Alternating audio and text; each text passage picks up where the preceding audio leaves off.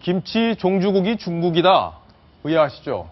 정말 우리가 김치 종주국이다. 이건 세계 모두가 의심하지 않는 이야기인데 우리 김치는 팔지 못하고 중국 김치가 세계로 팔리고 있는 이 아이러니한 상황.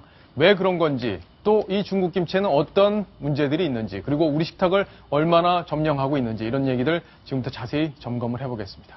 이동희 차장. 네. 자, 여기 지금 김치가 두 가지가 나와 있는데 이렇게 육안으로 봐서는 어느 게 중국 김치인지 뭐 한국 김치인지 이게 구별이 안 되는 거죠? 그렇죠. 둘 다 예. 이렇게 딱 보면 싱싱하고 아주 맛 좋게 보이는데요. 하나는 국산이고 하나는 중국산인데 사실 먹어봐도 그렇고 눈으로 봐도 구별하기는 사실상 불가능한 상황입니다. 그렇군요. 자, 그러면 중국산 김치를 우리가 얼마나 수입하고 또 우리는 중국의 김치를 얼마나 수출하고 있는지 이걸 한번 따져봐야 될 텐데 이 차이가 굉장히 많이 나네요. 네, 지금 그래프가 이렇게 되어 있습니다만 예. 숫자로 보면은 사실 비교할 수가 없기 때문에 저희가 그래프로 이렇게 좀 차이가 안 나는 것으로 보일 수 있는데요. 예. 단위가 여기는 중국에서 한국으로 수출하는 그 김치 금액은요. 2,569억 원입니다. 원이고. 그리고 한국에서 중국으로 수출하는 김치 금액은 2,030만 원. 정말 예. 10,000배, 12,000배가 넘을 정도로 큰 격차를 보이고 있어서 과연 어느 나라가 김치 종주국인지 정말 헷갈릴 정도로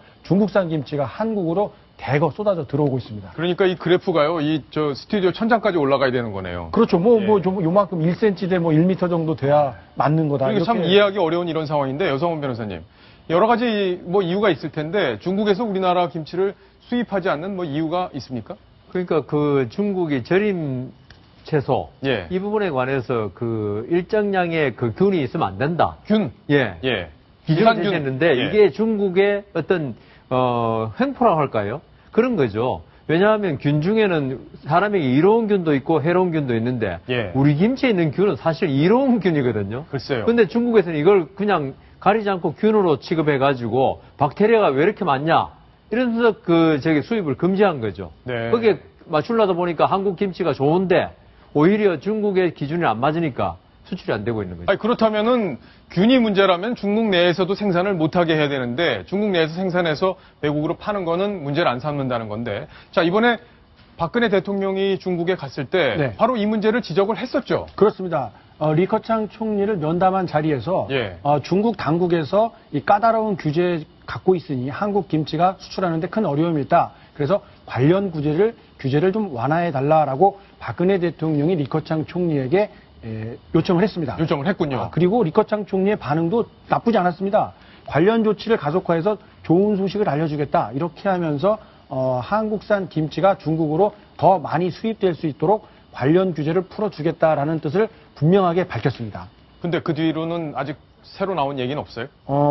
중국의 어떤 특성일까요? 아직까지 즉각적인 조치는 나오지 않았는데요. 총리가 공개적으로 저렇게 입장을 밝혔기 때문에 조만간에는 소식이 좀 들려오지 않을까 기대를 해봅니다. 그렇군요. 자, 그러면 가격이 얼마나 중국게 싼지, 왜 이렇게 중국 걸 많이 수입하는지 그 가격도 한번 비교를 좀 해봐야겠네요. 네, 화면에 보시는 것처럼요. 예. 국내산 이런 포기김치 하나 이렇게 보면 보통 3,000원 정도의 도매 가격 기준으로 도매 보면 가격? 거래가 됩니다. 예. 하지만 중국산 한 포기면요. 그의 4분의 1인 7,800원 선이면 구입을 할 수 있기 때문에 예. 많은 업소에서는 중국산 김치를 선호할 수밖에 없는 실정입니다. 자, 아무리 그렇다고 해도 국내에서 이렇게까지 잘 팔린다, 중국산 김치가. 가격, 왜냐면 김치라는 게 맛도 중요한 건데. 그렇죠. 어느 정도로 국내에서 이게 유통이 되고 있는 건지 이런 것도 좀 궁금합니다. 자, 중국산 김치가 왜 이렇게 유통이 많이 되고 있느냐, 어느 정도로 유통이 되고 있냐. 사실 식당에 가면 다 국산 쓴다고 하지 중국산을 씁니다라고 말하는 업소는 사실 그렇게 많지는 않습니다. 원산지 표기는 다 하게 돼 있죠? 하게 돼 있는데, 예. 자, 얼마만큼 원산지 표기 위반으로 적발되느냐, 이걸 보면 업소들의 실태를 조금 알 수 있을 겁니다. 업소들이 우리를 속이고 있는 부분들이 그렇습니다. 통계로 드러나는군요. 자, 2010년에 보면요, 300여 건, 340건 정도가 적발이 됐습니다. 그런데 해가 가면 갈수록 원산지 표시 적발 건수가 크게 늘어나고 있습니다. 예. 그만큼 많은 업소에서 중국산 김치를 한국산으로 둔갑시켜서 판매하고 손님들에게 제공하고 있다. 이런 해석인데요. 그래요? 적발된 게 저 정도니까 사실 적발되지 않은 건수는 저것의 몇 배 이상이 될 것이다. 이런 추론이 가능할 것 같습니다. 자, 그렇다면 어떻게 이 중국산 김치가 한국산으로 둔갑을 하고 있는지 그 시장의 이야기, 그리고 단속하는 분들의 이야기까지 저희가 묶어봤습니다. 하나 뜯어서 그걸 까서 아까 그 펌프 보셨죠? 거기다 담아주면 아줌마들은 그거를 퍼서 또 10kg로 또 재포장을 하는 거예요. 단가가 3,000원 그대로인데 물건값은 다 뛰고 적자하면서 그러면은 한국이 없지 않습니까? 그렇기 때문에 어쩔 수 없이 그렇게 선 부분이 있단 말입니다. 고속도로 휴게소 식당은 단골 손님이 아닌 불특정 다수가 이용하는 곳으로서 이곳에 중국산 김치를 국산으로 둔갑하여 납품한 것은 재질면에서 아주 나쁘다고 보겠습니다.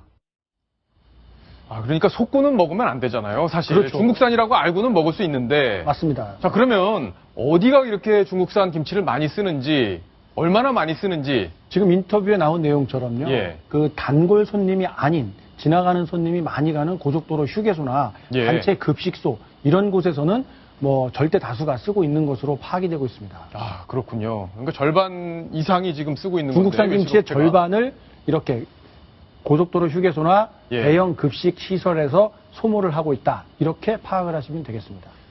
아, 참 맛은 어떤가요? 근데 실제로 사실 일반 사람들이 예. 먹어보면 이렇게 지금 국내산 김치도 사서 먹는 분들이 많잖아요. 그러다 보니까 사실 사서 이렇게 먹는 것과 중국산 김치 먹어봐도 맛으로도 구별하기가 어렵고요. 수입돼서 오기 때문에 신선도가 떨어질까 생각하시는 분들도 있겠지만 지금 이 스튜디오에 나와 있는 이 김치만 봐도요. 예. 그런 것들을 막기 위한 각종 약품 처리를 했기 때문에 아주 싱싱해 보이는 데는 문제가 아, 전혀 그래요? 없습니다. 여기 잘 쉬지도 않아요. 대본에 보니까 네. 먹어보고 말씀해 주세요 이러는데 이거 하나도 안 잘라나갔고요. 먹어볼 수는 없을 것 같고요. 향이 강해서 정말 계속 침이 돌고 있을 정도로 예. 아주 풍미는 지금 막 담근 김치와 손색이 없을 정도로 외형은 잘 갖추고 있습니다. 자, 그러면 건강에 문제가 없는 건지 중국산 김치가 우리나라 김치보다 조금 더 무슨 유해균이나 대장균 이런 게 많다든지 하는 그런 통계 자료 같은 게 있습니까? 명확하게 잡혀 있지는 않은데요. 네. 아무래도 유통기한이나 이런 것들을 늘리기 위해서 식품 첨가물을 다수 함유하고 있을 것으로 추정이 될 수 있고요. 예. 그 이외에도 이 위생관리가 현지에서부터 국내에 비해서는 많이 떨어지는 상황이기 때문에 배추의 질이라던가 아니면 세척 과정 그리고 만드는 과정에 있어서도 불순물이 들어가는 그런 사례들이 많이 지적이 되고 있습니다. 예, 알겠습니다. 자, 중국산 김치가 너무 많이 팔리니까 중국이 김치 종주국이다 이런 얘기가 나올 정도의 상황이 벌어지고 있는데 대통령이 직접 나서서 이 문제를 풀기 위해서 중국 정부에 부탁을 했으니까 중국 정부에서도 아주 확실하게 답을 좀 줬으면 합니다.